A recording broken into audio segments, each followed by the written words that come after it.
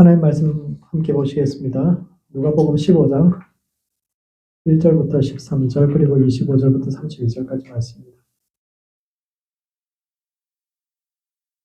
하나님 말씀 누가복음 15장 1절부터 13절 그리고 25절부터 32절까지 말씀입니다. 누가복음 15장 1절부터 13절 먼저 한 절씩 교독하시겠습니다. 제가 먼저 읽겠습니다. 모든 세리와 죄인들이 말씀을 들으러 가까이 나오니 바리새인과 서기관들이 수군거려 이르되 이 사람이 죄인을 영접하고 음식을 같이 먹는다 하더라. 예수께서 그들에게 이 비유로 이르시되 너희 중에 어떤 사람이 양 100마리가 있는데 그 중에 하나를 잃으면 99마리를 들여두고 그 잃은 것을 찾아내기까지 찾아다니지 아니하겠느냐. 또 찾아낸즉 즐거웠기에 메고 집에 와서 그 벗과 이웃을 불러 모으고 말하되 나와 함께 즐기자. 나의 잃은 양을 찾아내었노라 하리라. 내가 너희에게 이르되 이와 같이 죄인 한 사람이 회개하며 하늘에서는 회개할 것이 없는 의인 99으로 말미암아 기뻐하는 것보다 더하리라. 어떤 여자가 10드라크마가 있는데 하나를 잃으면 등불을 켜고 집을 쓸며 찾아내기까지 부지런히 찾지 아니하겠느냐. 또 찾아낸즉 벗과 이웃을 불러 모으고 말하되 나와 함께 즐기자. 잃은 드라크마를 찾아내었노라 하리라. 내가 너희에게 이르노니 이와 같이 죄인 한 사람이 회개하면 하나님의 사자들 앞에 기쁨이 되느니라. 또 이르시되 어떤 사람에게 두 아들이 있는데 그 둘째가 아버지에게 말하되 아버지여 재산 중에서 내게 돌아올 분깃을 내게 주소서 하는지라. 아버지가 그 살림을 각각 나눠 주었더니 그 며칠이 안 되어 둘째 아들이 재물을 다 모아가지고 먼 나라에 가 거기서 허랑방탕하여 그 재산을 낭비하더니. 여기까지 읽고 25절부터 32절까지 말씀도 교독하시겠습니다. 제가 먼저 읽겠습니다. 마다들은 밭에 있다가 돌아와 집에 가까이 왔을 때 풍악과 춤추는 소리를 듣고 한 종을 불러 이 무슨 일인가 물은데 대답하되 당신의 동생이 돌아왔음에 당신의 아버지가 건강한 그를 다시 맞아들이게 됨으로 인하여 살찐 송아지를 잡았나이다 하니 그가 노하여 들어가고자 하지 아니하거늘 아버지가 나와서 권한대 아버지께 대답하여 이르되 내가 여러 해 아버지를 섬겨 명을 어김이 없거늘 내게는 염소 새끼라도 주어 나와 내 것으로 즐기게 하신 일이 없더니 아버지의 살림을 청년들과 함께 삼켜버린 이 아들이 돌아오니 이를 위하여 살찐 송아지를 잡으셨나이다. 아버지께 이르되 예 너는 항상 나와 함께 있으되 내 것이 다 내 것이로되 이 내 동생은 죽었다가 살아났으며 내가 잃었다가 얻었기로 우리가 즐거워하고 기뻐하는 것이 마땅하니라 하니라. 누가복음 15장에는 잃어버린 3부작 비유가 나옵니다. 잃어버린 양, 잃어버린 드라크마, 그리고 잃어버린 아들이라는 세 가지 잃어버린 것에 대한 비유가 나오는데 이 비유는 마가복음에는 나오지 않습니다. 공간복음의 가장 기초가 되는 마가복음의 비유가 나오지 않고 마태복음에 나오는데 마태복음에도 잃어버린 양의 비유밖에 나오지 않습니다. 그런데 누가가 이 잃어버린 양의 비유를 확장시켜서 잃어버린 드라크마 그리고 잃어버린 아들의 비유를 덧붙이고 이 세 가지를 합쳐서 하나의 장에 독립된 장에 배치했는데 이 말씀이 오늘을 살아가는 우리의 삶과 신앙이 던지는 이유가 무엇인지에 대해 함께 생각해보는 시간을 갖도록 하겠습니다. 먼저 하나님은 잃어버린 이들을 적극적으로 찾아 나서시는 분입니다. 이 비유의 배경은 세리와 죄인들이 말씀을 들으러 가까이 오는 것에 대해서 바리새인과 서기관들이 굉장히 불편한 마음을 가졌는데 이에 대해서 예수님께서 이 비유로 그들에게 말씀해 주셨는데 이는 첫 번째, 누가 잃어버린 이들인지에 대해 질문하고 있습니다. 사람들은 비슷한 이야기면 메시지도 같을 거라고 생각을 해요. 그래서 마태복음에 나오는 그 비유의 의미와 누가복음에 나오는 이 비유의 의미가 같을 것이라고 찌레짐작하지만 그렇지 않습니다. 같은 말씀이라도 어떤 문맥에 이 말을 배치하느냐에 따라서 거기에 담겨있는 내용이 전혀 달라질 수 있는데 대표적인 말씀이 이제 누가복음 15장 말씀입니다. 마태복음에서 잃어버린 양은 누구일까요? 99마리, 100마리가 가고 있다가 한 마리 잃어버렸어요.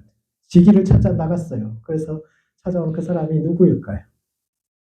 99마리는 제자리 자 있는데, 자, 이 예수님과 함께 지금 자리에 있는 사람들이 바리새인 서기관들이 있고, 세리 죄인들인데, 잃어버린 양이 누굽니까? 당연히 바리새인이 아니라 이제, 죄인들, 세리들 이런 사람들이 잃어버린 양이라고 생각을 하잖아요. 그럼 누가복음도 그런 의미에서 잃어버린 사람들을 설명하고 있는가? 마태복음의 비유를 받아들였을 때 사람들이 어떻게 그 비유를 설명합니까? 쟤들이 죄인이지만 예수님께서 그래도 가서 찾아왔으니까 다시 우리 공동체에 넣어주고 잘 지내자. 쟤들이 죄인이다. 쟤들이 잃어버린 사람이다. 그렇게 생각을 하고 있잖아요. 근데 누가복음은 그런 의미에서 이 비유를 하시는 것이 아닙니다.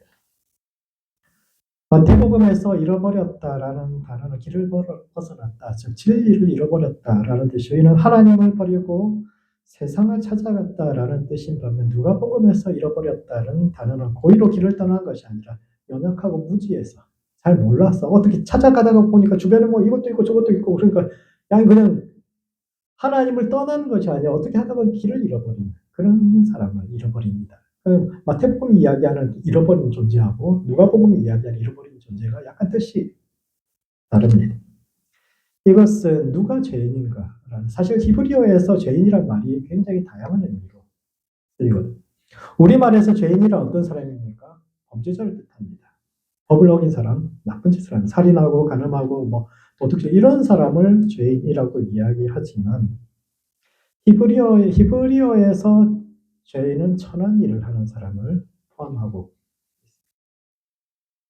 세리같이 이방의 통치자를 위해서 일하는 사람들 그리고 동물의 가족을 다루는 왜 죽음과 가까이 있잖아요. 그런 일을 하는 사람들도 천한 일을 하기 때문에 죄인입니다. 죽음의 세력 자체 죄라는 것이 죽음의 세력인데 죽음과 가까이 있는 사람들이 천한 사람들 죄인이죠.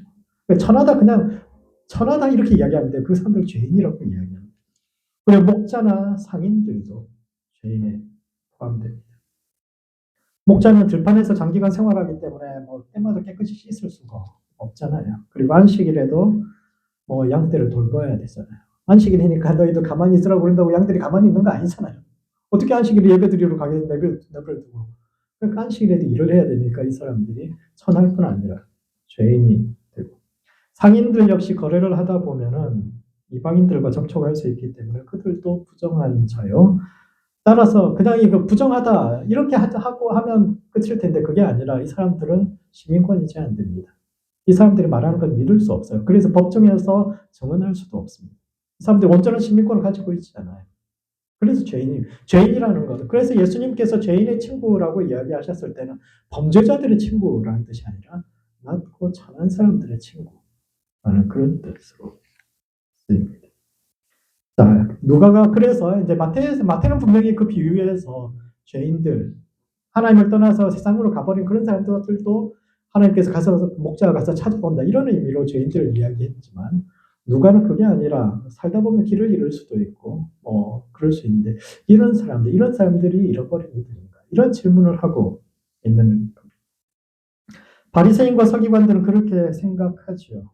마태가 잃어버린 양에 대한 비유를 했을 때 하나님께서 뭐 악인과 죄인들도 사랑하시는 거야. 그래서 데려오면 그들 우리 공동체에 끼워줘야지 이런 의미로 예수님께서 말씀하셨다라고 그렇게 그 비유를 받아들였는데 누가는 그 비유의 방향성을 전혀 틀어서 오히려 그 자리에 앉아있는 바리새인과 서기관들이야말로 잃어버린 자들, 하나님의 관점 그들이 더 잃어버린 자들이다 라는 그 관점을 설명하기 위해서 비유를 두 가지를 더 덧붙이고 있는 겁니다. 그 시대의 서기관과 바리새인들은 조선시대에 벼슬을 하던 사람들과 비슷합니다. 조선시대에 벼슬을 하려면 얼마나 똑똑해야 되는지 아십니까? 3년에 33명 뽑아요. 1년에 11명 뽑습니다. 평균적으로. 여러분 동기들 중에서 한국에 태어난 같은 엄청난 사람들이 태어난 그 중에 10손가락 안에 들어야 벼슬을 할 수 있어요. 할렐루야. 그러니까 우리가 생각할 때 뭐 사또하면 되게 우스워 보이잖아요. 그냥 뭐 탐관오리고 뭐 그 사람들 그 동기에서요 또래에서 우리나라 지금 뭐 대법관 정도 되는 사람들입니다. 그 정도로 똑똑해야 머리만 좋아야 됩니까? 좋은 가문에서 태어나야 돼요. 10년 이상 공부하는데 그 밀어줄 수 있는 가문에서 태어나야 돼요. 집안 좋고 머리 좋고 그리고 노력해야 됩니다. 아무리 머리 좋아도 노력하지 않으면 절대 벼슬 올라갈 수가 없죠. 그러니까 집안도 좋고 머리도 좋은데다 공부 열심히 해가지고 자기 자신과의 싸움에서 이겨가지고 벼슬자리에 올라간 그런 사람들이 그냥 이렇게 뭐 맨날 이렇게 이런 우리 같은 사람들이 눈에 차겠어요? 죄인과 세리들이 자기랑 바깥이 한 자리에 겸상하고 있는 그게 마음에 들겠습니까? 그러니까 이야기. 왜 쟤들이랑 우리 같이 밥을 먹자고 그러지? 예수님이 우리 무시하나? 이런 생각을 쭉 하게 되는 겁니다. 좋은 집안에서 태어나서 뛰어난 머리로 노력을 통해서 자기가 성공했다고 하는 사람들은 보통 사람들이 저 사람들 노력하지 않아서 그렇게 삶을 변화시키지 못하는 것이다 생각하고, 그래서 하나님의 복을 받지 못한다라고 생각하고, 그래서 저들은 나와 같은 자리에 설 수 없다라고 생각하는데, 그런 사람들에게 베풀어진 비유가 잃어버린 양의 비유. 그런 점에서 누가에게 잃어버린 자는 평범한 그 사람들이 아니라 오히려 하나님의 은혜를 잃어버린 사람들, 자기가 자기 된 것이 있고 지가 다 잘나서 그런 것처럼 생각하고 있는, 그래서 자기 자리에서 열심히 살려고 노력하는 보통 사람들에 대해서 제대로 복 못 받은 사람들, 가문이 천하니까 또 하나님께 벌을 받았죠. 복을 온전히 받지 못했으니까 그런 환경에 태어난 거지, 이렇게 이야기하는 사람들에게 대해서 누가 잃어버린 사람들인가? 하나님의 관점에서 정말 이 낮고 천한 일을 하는 이 사람들이 하나님에게 잃어버린 자들인가? 아니면 이 자리에서 사람들 무시하고 있는 저 사람들이 잃어버린 자들인가? 그것을 질문하기 위해서 이제 이 비유를 이야기하는 겁니다. 두 번째, 그런 점에서 첫사랑을 잃어버린 사람입니다. 누가가 덧붙인 첫 번째 비유는 잃어버린 드라크마의 비유인데, 이는 서기관과 바리새인들이야말로 잃어버린 사람들이라는 것을 분명하게 해주는 비유. 예수님은 한 여인에게 10드라크마가 있는데 하나를 잃어버리면 등불을 켜고 찾아내기까지 부지런히 집을 쓰면서 찾지 않겠느냐고 질문하는데, 왜냐하면 그 드라크마는 다른 그 드라크마와 바꿀 수 없는 드라크마이기 때문입니다. 한 드라크마는 한 데나리온, 즉 보통 사람들의 하루 품삯과 같은 가치를 가지고 있고, 따라서 10드라크마 하면 열흘치 월급 정도 됩니다. 지금 월급의 한 3분의 1 정도 돼요. 엔지니어 같이 좋은 직업에 있는 분들 말고 그냥 가장 최저임금을 받는 사람들의 열흘치 임금이면 어느 정도 됩니까? 그렇게 많다면 많을 수 있는데 그렇게 많은 돈은 아니에요. 그 중에 하나 잃어버렸다? 그럼 하루치 일당 정도거든요. 하루치 일당 그거 잃어버렸다고 해가지고 온 집안을 다 뒤지고 막 그렇게 하시겠습니까? 당연히 그렇게 해야죠. 당연히 그렇게 해야 되는데, 그렇게까지 금액적으로 볼 때 그렇게 큰 돈이 아니에요. 그럼에도 불구하고 사람들이 그거 잃어버렸으면은 당연히 찾아야죠. 온 집안 다 뒤져서라도. 그 시대 사람들이 그렇게 이야기하는 이유는 그것이 결혼할 때 신랑이 신부한테 주는 지참금 중에 하나이기 때문에. 유대 문화에서 대개 13살에, 12살에 13살에 약혼하고 13살이나 14살, 늦어지면 15살이나 16살에 이제 결혼을 합니다. 그때 신랑이 신부한테 지참금을 주고 데려오죠. 가문에서 이제 그 신부를 데려오기 위해서 주는 것들이 있습니다. 그런데 10드라크마는 신랑이 준비하는 겁니다. 가문에 돈 받지 않고. 그 13살짜리 애가 나와가지고 사회에 처음 나와가지고 이제 사회생활 처음 하면서 돈을 벌잖아요. 얼마나 뭐가 다 처음에 이제 우리가 지금 20대 초반에 그런 것처럼 13살에 세상 나가서 돈 버는 것이 그게 만만치 않거든요. 실수하고 맨날 구사리 먹고 막 이렇게 하면서 그렇게 해가지고 자기가 자기 손으로 버는 그 드라크마 10개 딱 모아서 주면은 그 여자들이 하나의 줄에 깨가지고 머리에 항상 장식품을 하고 다닙니다. 잘 때도 안 벗어요. 그래서 10드라크마가 의미가 있는 겁니다. 지금은 형편이 안 좋아서 이거밖에 못 해주지만 언젠가 더 좋은 곳으로 바꿔줄게 라는 그 젊은 날의 약속과 첫사랑과 헌신이 담겨 있는 것이 10드라크마예요. 그래서 그 중에 하나가 빠지면은 의미가 없어지는 겁니다. 드라크마 10개나 있는데 하나 잃어버리면 다른 드라크마 채워넣지. 이렇게 생각. 금액적으로는 그게 맞는 말이에요. 그리고 잃어버린 돈 뚜껑에서 새 드라크마 채워.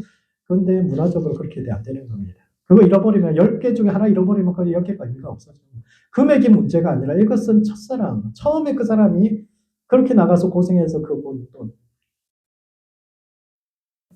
그리고 우리가 평생 함께 하자고 약속한 그 약속이 들어있는 것인데, 그런 점에서 그 10드라크마 중에 하나 잃어버린 건 첫사랑을 잃어버린 거예요. 드라크마를 찾은 여인이 잔치를 벌이는 이유는 그것이 첫사랑의 징표이기 때문이요. 그런 점에서 한 드라크마를 잃어버린 그 여인에 대해서 질문하는 것은 예수님께서 이 비유에서 누가 첫사랑을 잃어버리고 있는가라고 이야기를 하는 겁니다. 바리새인과 서기관들이 첫사랑을 잃어버리고 있는 사람인가? 아니면은 세리와 죄인들이 이 사람들이 첫사랑을 잃어버린 사람들인가? 하나님과의 만남에 있어서 하나님께서 처음에 자기 백성으로 부르셨을 때 그 뜨거운 사랑, 하나님의 백성으로서 살고자 했던 그 열망을 잃어버린 것이 과연 저 세리와 죄인들 저 사람들만 그 첫사랑을 잃어버리고 있는 건가? 아니면 서기관과 바리새인 그 사람들도 잃어버리고 있지 않은가? 라는 질문을 하는 겁니다. 율법의 정신은 하나님께서 이집트에서 고통받는 그 백성들을 꺼내서 그 율법을 주시고 그들을 하나님의 백성 삼아주신 이유는 이집트 땅에서 사람 대접받지 못하던 이들을 불러내서 그들 한 사람 한 사람이 천하보다 더 귀하다라는 것을 가르쳐주게 하기 위해서입니다. 신의 산에서 그것을 위해서 언약을 맺고 하나님 백성으로 삼으신 이유인데 또 그들이 약속의 땅에 들어가서 그렇게 사람이 사람답게 대접받는 그런 세상을 만들라고 주신 것인데 그 정신을 담은 것이 하나님의 율법인데 그 첫사랑을 잃어버린 것이 세리와 죄인들만인가? 아니면 바리새인과 서기관들도 그런 사람들인가? 질문하는 것. 세상이 발전할수록 사람의 가치가 떨어지죠. 세상이 발전하는데 자꾸 사람의 가치가 떨어져. 언제든지 우리는 누군가로 대체될 수 있는 그런 존재가 돼요. 또 신앙이 높아질수록 또 사람도 자기가 뭔가 높아질수록 율법을 많이 알면 많이 할수록 세상에서 똑똑해지면 똑똑해질수록 이상하게 사람에 대한 가치가 낮아지고 근데 그것이 옳은 것인가? 오히려 그렇게 생각하는 것 자체가 하나님으로부터 잃어버린 자가 되어가고 있는 과정이 아닌가? 사람은 한 사람 한 사람이 하나님이 지으신 고유하고 특별한 존재인데 한 사람 한 사람이 각자의 고유한 역사와 의미를 가지고 있는 존재인데 세상은 점점 사람을 숫자로만 파악해서 하나와 아홉 중에 누가 더 귀한가 비교하고 누구를 선택해야 하는가 하나 구하려고 하나 놔두고 가는 게 그 효율적인가 불공평하지 않은가 라고 질문하는데 교회도 그런 효율성에 따라서 움직인다라면 이런 잃어버린 서기관들과 바리새인과 같은 길에 서 있음을 이야기하는데 그러므로 우리가 잃어버린 것 그리고 잃어가고 있는 것이 무엇인지 돌아보아야 합니다. 하나님은 잃어버린 한 마리의 양을 찾기 위해 온 사방을 헤매고 다니는 목적을 갖고 드라크마를 찾기 위해서 등불을 켜고 온 집안을 구석구석 빗자루로 쓸며 다니는 여인인데 정말 하나님이 이런 분입니까? 할렐루야. 우리는 하나님을 찾는데 하나님도 우리를 찾을까요? 우리는 부지런히 하나님이 이것 좀 도와주세요. 저것 좀. 항상 하나님을 부르짖는데 사람들 하나님 우리를 안 찾으시는 것 같아요. 별로 들으시지 않는 것 같아요. 그러나 이 비유는 이야기하기를 하나님 우리를 열심히 찾아다닙니다. 실수하고 잘못해서 길을 떠난 사람뿐만 아니라 마태가 이야기하는 하나님을 정면으로 반역해서 떠난 그 사람들까지도 하나님을 찾아다닙니다. 하나님 부지런히 우리를 찾고 계신다고. 그러니까 우리도 방향을 돌아서서 하나님을 보라고 이야기하는데 그 하나님을 만나서 지금도 우리를 찾아다니시는 그 하나님을 만나서 내가 잃어버린 것 혹은 잃어가고 있는 것인지 무엇인지를 확인하고 벗어난 길에서 돌이켜 하나님께 돌아가는 모든 성도들 되시기 바랍니다. 두 번째, 그래서 우리는 모두 잃어버린 자들입니다. 세 번째 비유에서 누가는 아버지가 돌아가시지도 않았는데 유산을 달라고 떼를 쓰고 또 그것을 허랑방탕하게 낭비하다가 돌아온 둘째와 아버지의 뜻을 한 번도 어기지 않았지만 돌아온 동생을 위해 잔치를 여는 아버지를 이해하지 못하는 큰아들에 대해서 이야기하는데 이는 첫 번째, 세상에는 두 종류의 잃어버린 사람들이 있다라는 것을 이야기하고 있습니다. 일반적으로 세 가지 비유가 나오면 가장 주인공은 언제 나옵니까? 가장 마지막에 등장해요. 세 번째 비유가 앞에 두 비유를 포괄하고 있는 겁니다. 그리고 그 비유가 전반부와 후반부가 나뉜다면 주인공은 또 어디 올까요? 후반부에 와요. 즉, 이 비유에서 가장 주인공은 그리고 정말 누가가 이 비유를 통해서 말하고자 싶었던 그 비유의 주인공 큰아들입니다. 당자의 비유에서 사람들은 둘째 아들만 잃어버린 아들, 당자라고 생각을 합니다. 아버지가 멀쩡히 살아계시는데 유산 내놓으라고 이야기하는 건 아버지 빨리 죽으라는 소리와 다르지 않은 게 페리온이죠. 나쁜 아들.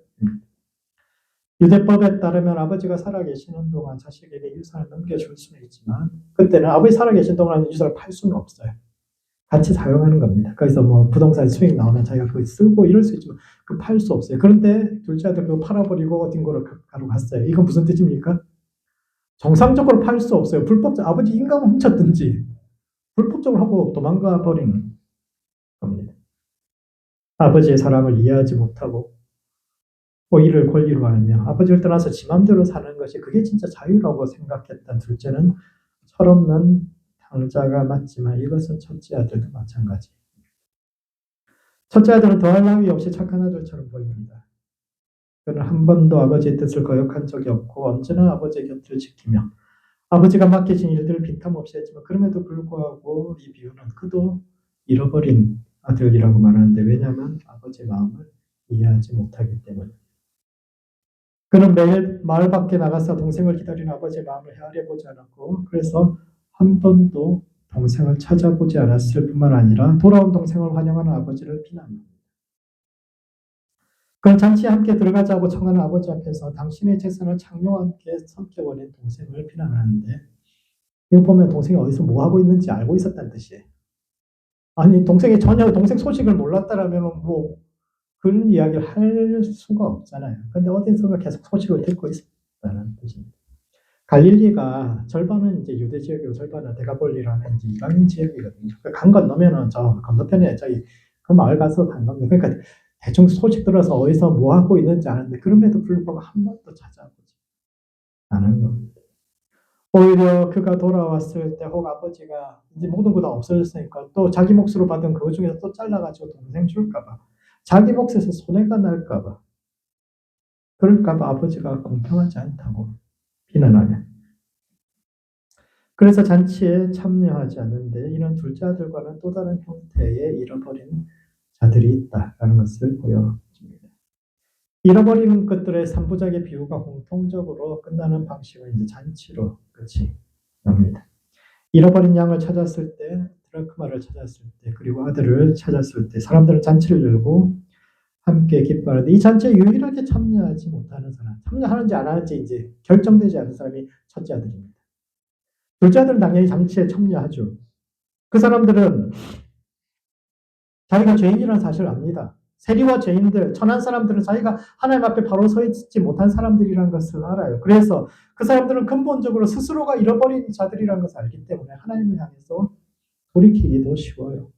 내가 죄인이라는 거 아닐까? 나 같은 사람도 하나님께서 불러주셨으면 감사하고 그 잔치에 참여하죠. 그러나 첫 번째 아들은 잔치에 들어가기 쉽지 않습니다. 왜냐하면 자기가 잃어버린 사람이라는 것을 모르기 때문에.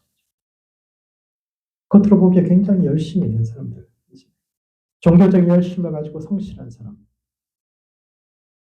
그런데 그런 사람들이 뻐러처럼 말하는 것이 두 가지 있습니다. 한 가지는 형평성, 다른 한 가지는 효율성입니다. 한 마리의 양을 찾기 위해서 99마리를 두고 떠난 것이 과연 효과적인가? 아니야, 99마리가 더 중요하지.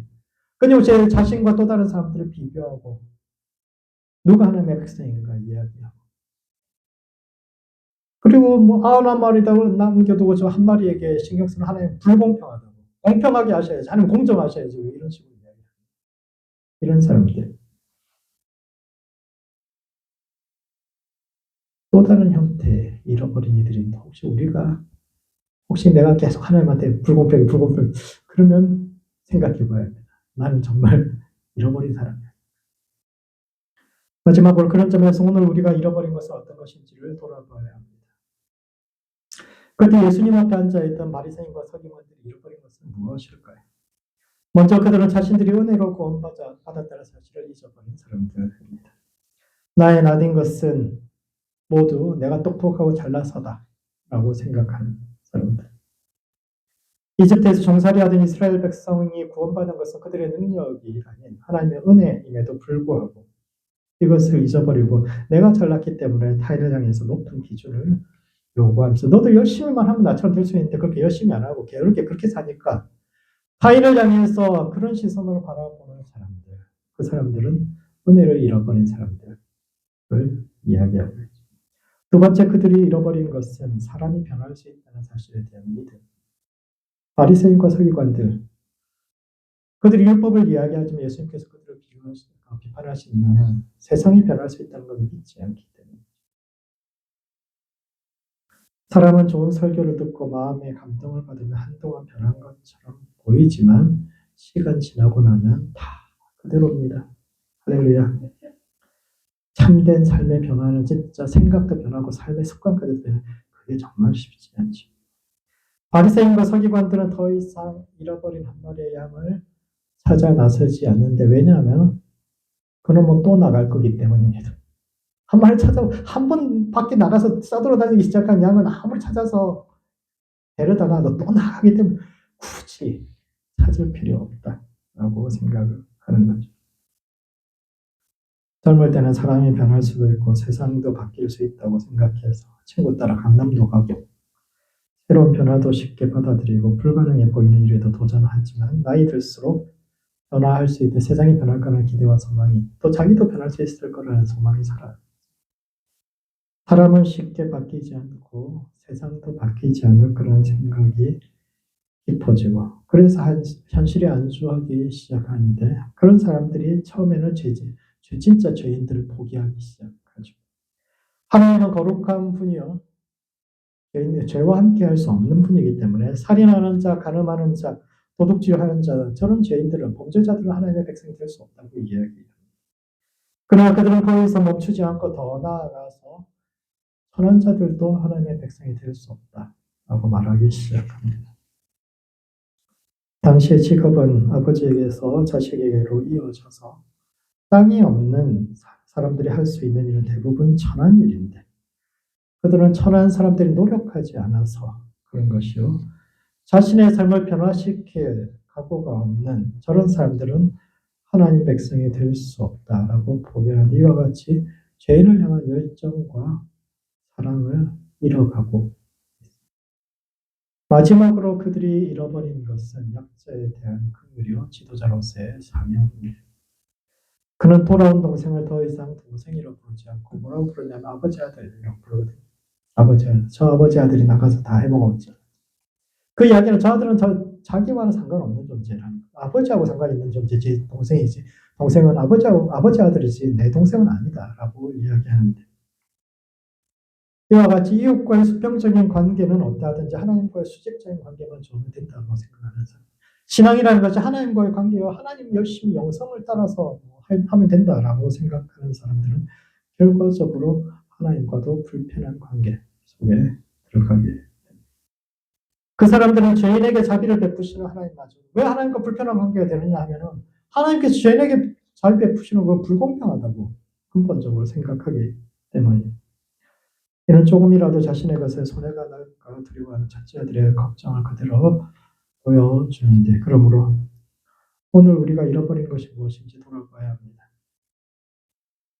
세상을 사랑해서 떠난 둘째 아들이나 아버지 곁에 붙어 있지만 아버지의 마음을 이해하지 못하는 첫째 아들이 모두 잃어버린 이들인데, 오늘 우리는 어떤 종류의 잃어버린 사람들인지, 그리고 지금 내가 잃어가고 있는 것은 무엇인지 돌아볼 수 있는 성도들 되시기 바랍니다.